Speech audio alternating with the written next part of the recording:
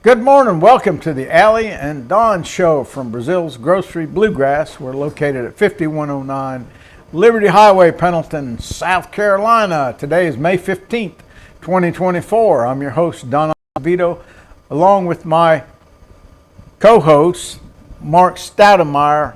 In the back here, our regular co-host. She's in Boston again on assignment, so she'll be back next week. So we welcome you to the show. The weather outside today is 71 degrees. It feels like partly cloudy skies. A wonderful day in the upstate. The high today will reach 78 degrees. Pleasant temperature. We have a 36% chance of rain this afternoon. A beautiful day in the upstate. Our sponsor for today's show is Dr. William V. Tomlinson. He's an MD with the Blue Ridge Radiation Oncology. He's located at 2000-4600. Give him a shout if you have any issues with cancer issues and stuff like that. He's a very good doctor, and he's a really good friend of mine. And he's also a bluegrass musician. Jane, Josh, Heather, Carter, Blaine, Hudson, Hampton, Grant, Heidi, Sylvia, Charlie, Harper, and of course always loving our wonderful son, Martin. Here at Breazeale's Grocery Bluegrass, Gary Bell gives banjo and guitar lessons, and the guy behind me, Mark, he teaches mandolin and ukulele and bass. He could teach you some bass too. Yeah, good teacher. We teach it here at Breazeale's Grocery Bluegrass. And I believe we have the best instructors in the upstate. So if you want to take lessons, if you're interested in buying an instrument, don't have one, we sell instruments. The right place to get a good instrument, but we probably have what you need here at the store. So you can call me at 864-376-1482. And during the broadcast, you can call me 864-376-1482 at Breazeale's. And here are some upcoming events coming. Don't forget the 3rd annual Heading Home Festival in Swainsboro, Georgia, October the 24th, 25th, 26th.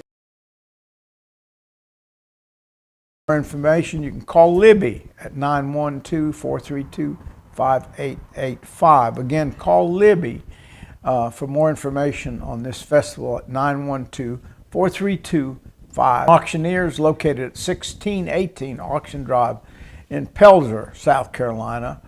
They have live and online auctions, so make sure the next one's coming up next month. The auction. Contact Blaine Albertson, your sales professional, today at 864-556-5384. He has monthly sales. They auction all kinds of other stuff. Contact Blaine Albertson, 864-556-5384. You can also follow us on our social media pages, YouTube and Facebook, under Breazeale's Grocery Bluegrass. Again, Facebook, Breazeale's Grocery Bluegrass, and Instagram under BG Bluegrass. That's BG Bluegrass. We all now sell pork rinds, $7 a bag, and we have a few bags left. I got to get another order coming in. $7. Plain, hot and spicy, salt and vinegar, smoky bacon, and barbecue. I think the smoky bacon is one of my favorites. And remember, our coffee, it's the best. Got me a cup right here. Like nothing else. The best coffee at Breazeale's Grocery Bluegrass. We sell it. Banjo blend being the regular flavor. So if you're interested in some good coffee, you can call me here at 864-376-1482, or come by the store and pick it up, and we'll get. Okay, good morning here from Breazeale's Grocery Bluegrass. Our guest speaker today is our friend, very good friend, Mr. Jack Ellenberg. He's a longtime friend and a great musician.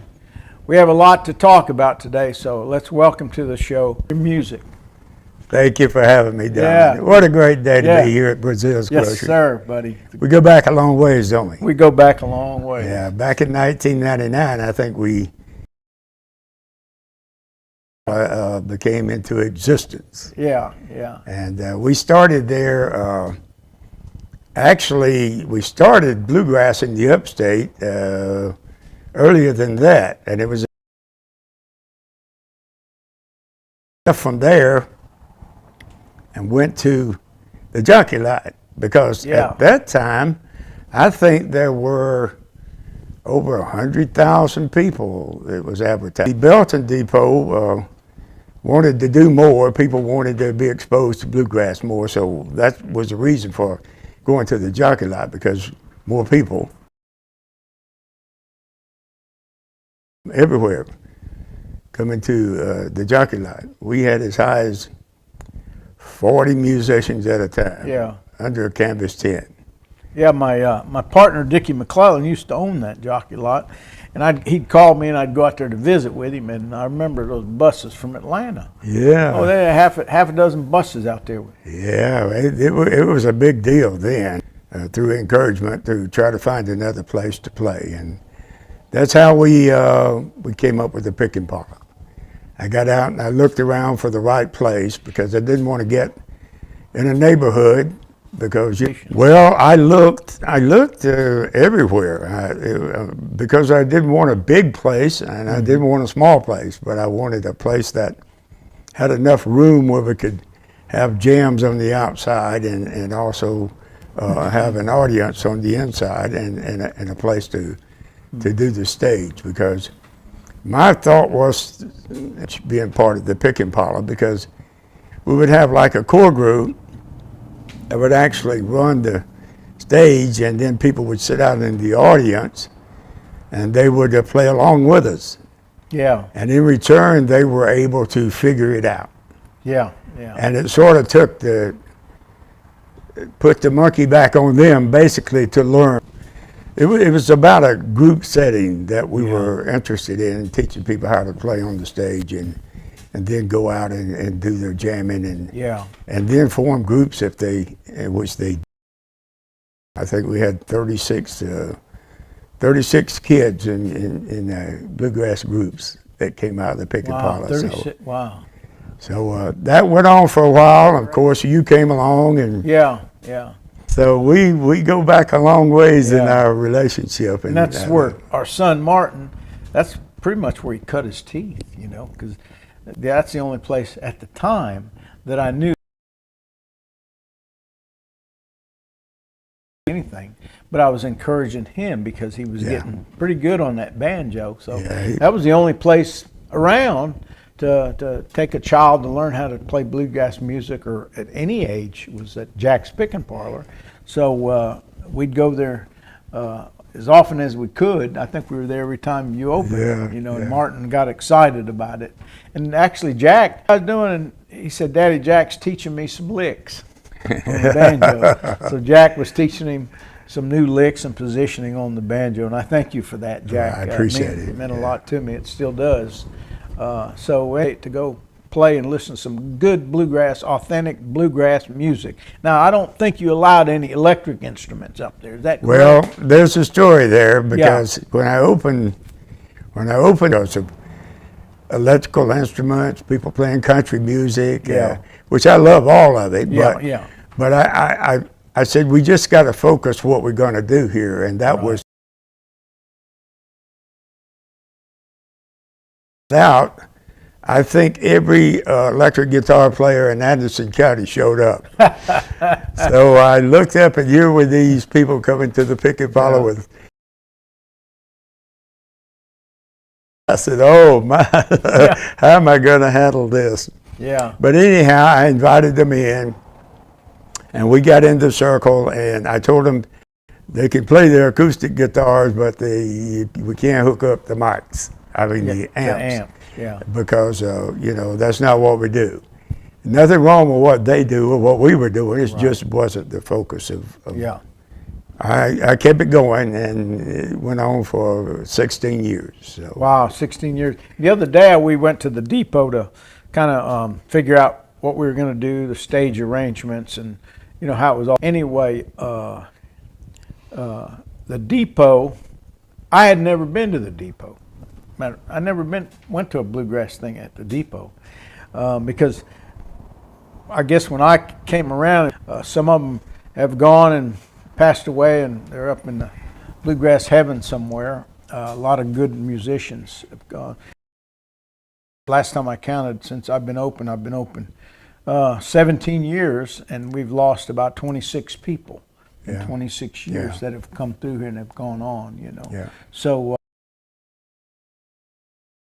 families, family oriented. We don't allow no alcohol and all that junk. Yeah. It's just good, clean fun. And Family fun. You started all that in Yeah. this area. You started that here. The philosophy of the pick and parlor was there are no big I's and no little U's. Everybody counts. Even if a kid were carrying a case with a guitar in it and knew nothing about it, we still gave him the attention that we gave the person that played every note on the fretboard. Yeah, yeah. So that's it, followed the musicians. So Yeah. we always had a big audience Yeah. there too. So The place was always packed. yeah, well, all that leads to what's fixing the team. Yeah, tell them about that. Yeah, we closed the pick and parlor back in 2014, and so I got a lot of encouragement from a union or a celebration or a farewell or what I would like to call just a get together where we can hug one another and shake hands and make a little music. Yeah. Have those good memories for our last time. So on May the 19th, from 2 until 6, we're going to have some stage presentation. We're going to have Mr. Bell, like Earl Scruggs. Yeah. Yeah, he's going to be one of our coaches. I hope he will be there, and he'll walk around and encourage other musicians to be part of it holds over 100 people. Yeah, it's a pretty good sized auditorium. Yeah, so we'll have chairs there. We're going to give away some money, cash money. Guitar. We're going to give away the anatomy of a guitar. Yeah. It's a 24-inch by 24-inch guitar, picture in a gold frame. I think I have some Christmas ornaments that I'm going to give away too. And then we're also going to have our first opening of the tour quartet. They're going to do us a few songs, because it's Sunday and we want to be reverent to the Lord, and we want to give him credit for allowing us to have made this journey. Get into all that picking and grinning and having fun and eating cake. And I think we're going to play there too, aren't we? Yeah, your group's going to be there. Bluegrass band's going to be there, we'll have a lot of good, nice platform. I guess it was the platform when the train used to come, they'd pick up the people. You know, and then that platform, people be playing music all over those platforms outside. A lot of places to pick in the parking lot if it gets overcrowded. Now I had somebody asked me this question. Can't remember who it was, but they asked me, "Is there going to be any food there?" We're going to have roughneck it. You know how bluegrass people do when they go camping, huh? Yeah. So anyhow, we just want it to be about more about the music. Right. More about the people, more about the handshakes, more about taking pictures. And leaving something back for your grandkids and your kids, showing them, you know, where you've been in your life. I hope it's going to be a pleasant experience and a lasting one. Yeah, you folks out there in TV land, I know this is being broadcast actually all over the world, but if you're out 2 to 6, and bring you a lawn chair if you don't pick, and sit out in a grassy area and listen to pickers. Come inside and listen to I went the other day, kind of lay out some things, and great place. It's a great venue. So come and join us this Sunday, May the 19th. I'm sorry, May the 19th, from 2 o'clock till 6. From 2 to 6, and make sure you eat something before you come, and like I said, they'll have some finger food, little cupcakes and drinks and stuff like that. But it's not about the food, like Jack said. It's about the music. So there'll be some excellent musicians. You're going to Yeah. Yeah, it's going I'm to be. looking forward to it. I'm excited about it. It's going to be a broad spread, and Yeah. we're going to have a lot Mark, of you fun. got anything to say about it? No, just looking forward to it, and at 3 o'clock, Right. about 45 minutes, and there's going to be others on stage. Well, the quartet before us, and then Yeah. others afterwards, plus all the outside on the train platform. Yeah. So I think it'll be a great event. I hope everybody who can will come. Yeah. I think it'll be great. Yeah. And I was there the other day, and I didn't know the arms. It's just a little ding ding thing and a ding ding thing. So you got to be careful. Of course, they don't come through there real fast, but you got to be careful and watch the tracks when you come on over. There's plenty of parking, so you can find a place to park. Just be careful as you Yeah. do things around town, And because I hope the train comes by while we're that would playing. be some. Maybe That would we be- could do a train song while it Yeah, goes by. yeah, that would be kind of. Tell us how you wrapped it up at the Pick and Parlor, and I know it must have been a hard day for you to make that decision because so many, and they have it in their memory. And by the way, he had 3 photo albums the other day. They were that thick, 3 of them. Picture. I could only get through one of them. And I remember some of the faces. Anyway, it'll always be in our memories and our thoughts. That was the beginning, really, of the bluegrass era in this area. Because I don't know of any other place other than Cousins, but Cousins, a good piece away, and they closed that down. So really, Jack's the only place to go. You know, it's a great place, man. Well, we drew people from everywhere. I had people coming from all over the world. Yeah. I had people from Holland, people from California. When they came into this area, we covered a lot of territory. So we had preachers and painters and plumbers, and we had all kinds of people that came to the Pick and Parlor, and it had doctors and lawyers. Yeah. I mean, it was all about the music and the people. Right. And that's the reason we want to do this farewell celebration. Yeah. Yeah. Yeah. Of something unusual and unique. Yeah. We put on 1,540 free shows. Wow. And we never charged a dime. Yeah. It was always donations, and Yeah. people paid the way. That's right. So when it's about the music and the people, Closed the Pick and Parlor. I know it had to be hard to do and make that decision to close it. yeah, it was. I had to really think about it. Yeah.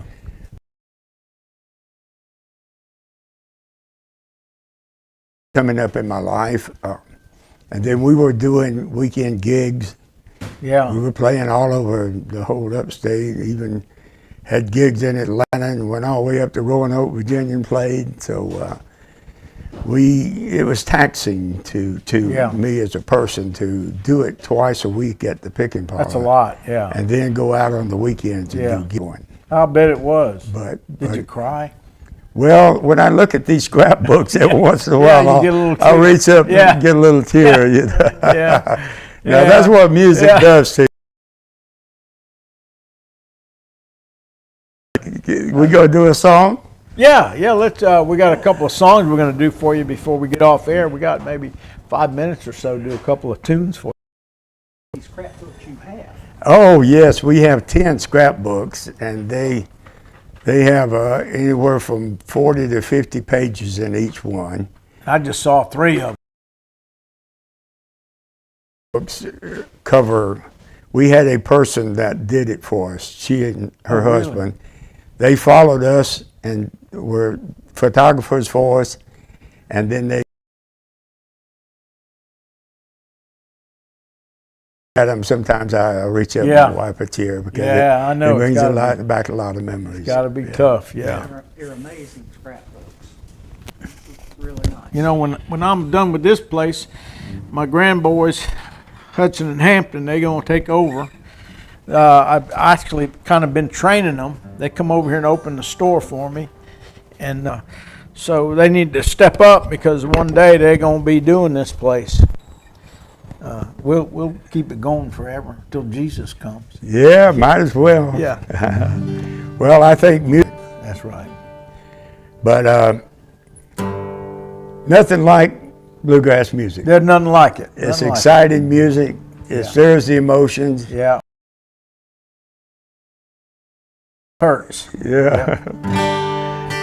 Well, on this old rock house,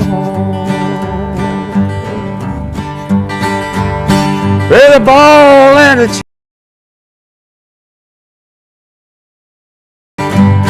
they call me by a number, not a name. Lord, Lord, gotta do my time. Gotta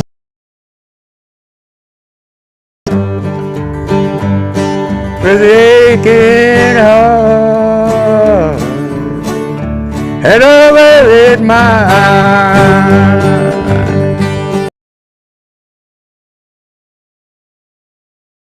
That's just a little teaser. Yeah, that's a teaser. He didn't do the whole song. It's a little teaser for you folks out there. And we didn't practice any either. Yeah, did we didn't practice.